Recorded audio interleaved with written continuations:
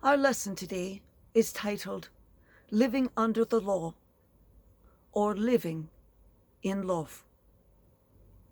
We should ask ourselves if we are still living under the law, or if we understand that having become children of God, how we are now called to live in love.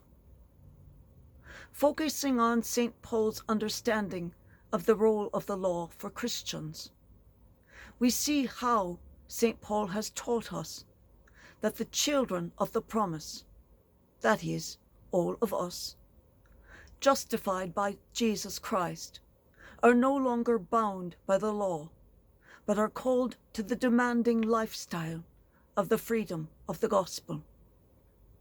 For our greatest and most erudite teacher, St. Paul, the acceptance of faith is the turning point both for salvation history as a whole and in our own personal stories of salvation. At the heart of faith is the death and resurrection of Jesus, which St. Paul preached in order to inspire faith in the Son of God, the source of that salvation. So for Christians, there is a time period where you are before becoming believers, but it is simultaneously after receiving the faith.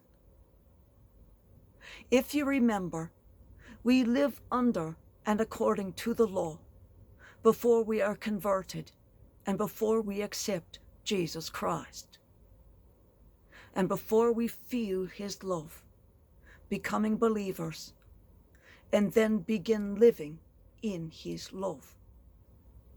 The law then becomes superfluous, unimportant, and extra. There is, therefore, a before and an after with regard to the law itself. In the period before receiving the faith, being under the law has a very negative sense, as if being watched and locked up the entire time, a kind of preventive custody. This period is perpetuated as long as one lives in sin. The law makes us aware of what it means to transgress the law, and also makes people very aware of their sins. The law, in one sense, ends up stimulating the transgressions. Explaining this, that while the law had a firm restrictive function, it also served to protect and support the people of Israel, educating, disciplining, and supporting them in their weaknesses. So the law also had a positive function that was nonetheless limited in time. When children become adults, they no longer need a guardian. Likewise, once one has come to faith, the law exhausts its propaedeutic value and must give way to another authority. The word propaedeutic is a guardian or overlooking. However, law still exists, and it is still important. The role of law deserves to be considered carefully, so we do not give way to misunderstandings and take false steps.